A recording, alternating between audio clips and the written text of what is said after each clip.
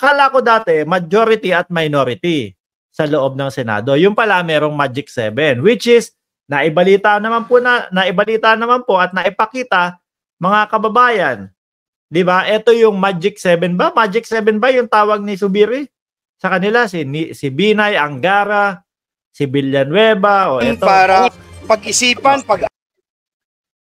nag-iisip nga daw po sila. Ano po, na umanib na sa minority, mga kababayan.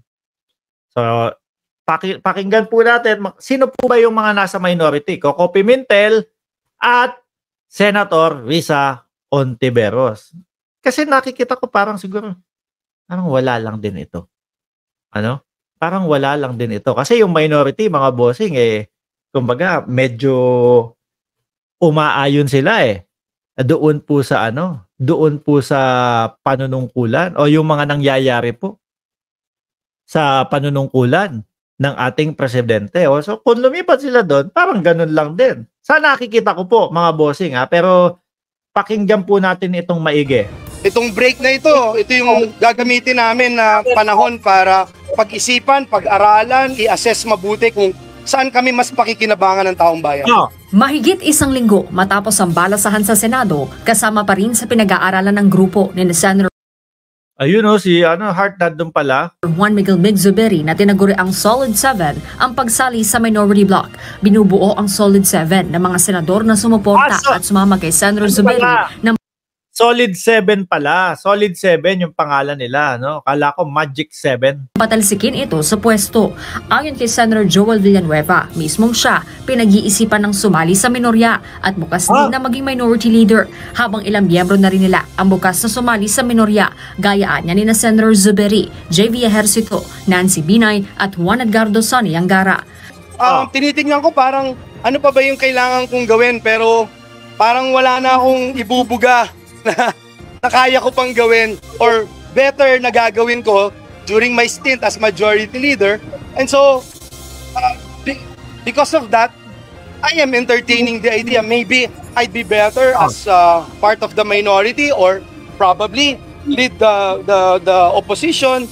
Yan po lahat open, no? Open to that idea to be part of the minority. We have spoken to Senator Coco Pimentel and very much welcome daw kami according to him.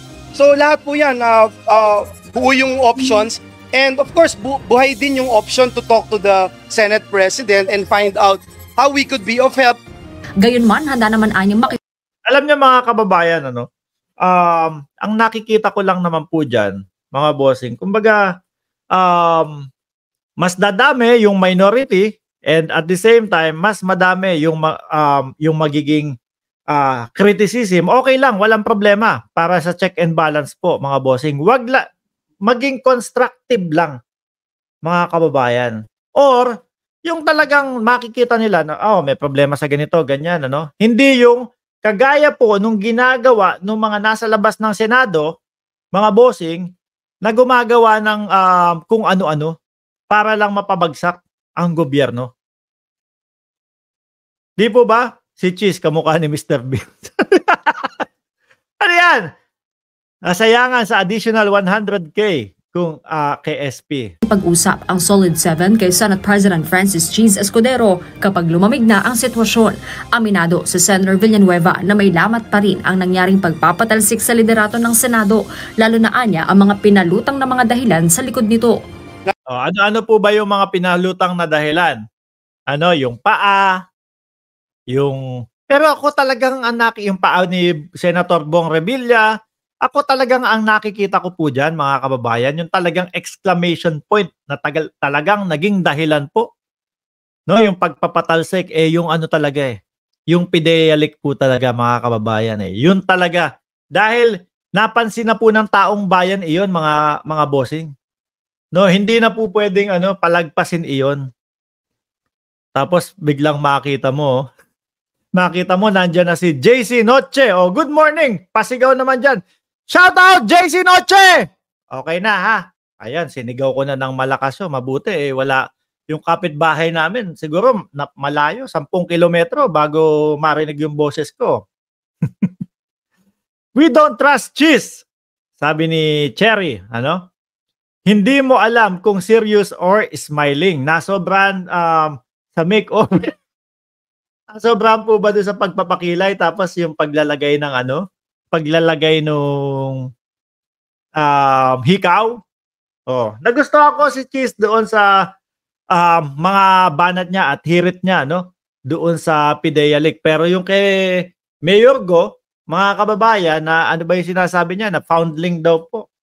Na maituturing, malayo po, mga bossing. Kahit nasabihin niyo po na hindi ka naman abogado, Mark Ramos eh. Si Cheese Escudero, abogado yan. Oh. Paano mong kukontrahin yan? Ang foundling po, mga kababayan, hindi alam yung mga magulang, tatay at nanay. Ito pong si Mayor Go, mga kababayan, may tatay po. At meron pa ding uuwian yan, mga bossing. Mayroon pa din pong uuwian yan, mga kababayan. May bahay sila sa China. No, kaya hindi mo pwedeng sabihin na kapag itinakwil natin o pag sinabi natin o pinagkaitan yan ng citizenship, wala nang uuwian yan. Meron pa din po, no? Dahil nga po kay Angelito Go. Oh, yung tatay niya. 'Di ba? Yaman-yaman niya eh. Naririnig naman namin at nakikita na willing siyang makipag-usap. It's just that, syempre, kailangan pahupain din natin yung emosyon. Lalo na dun sa mga nagsasalita ng, sorry, pero sasabihin ko, wala talaga sa ayos. Oh, well, sino sa tingin ninyo yung sasabihin dito? Yung nagsasalita ng wala sa ayos? Ako siguro si Bato, no? Si Bato de la Rosa, ang nakikita ko at nararamdaman ko sasabihin ni Villanueva. Baka hindi makatulong, no? Malungkot lang minsan kasi may maririnig ka pa na yung nagsorry, nagdadahilan, yung nagsorry, nagdadahilan. Nagsorry ba si Bato? Tapos nagdadahilan. Hindi ba ito yung sinasabi na yung artista daw mga doon nagalit dahil doon sa paa ni Bong Revilla, yung hindi pinayagan? Ayaw na lang sabihin na sa akin yata po talaga ang may problema kaya napatalsik si SP. Ano?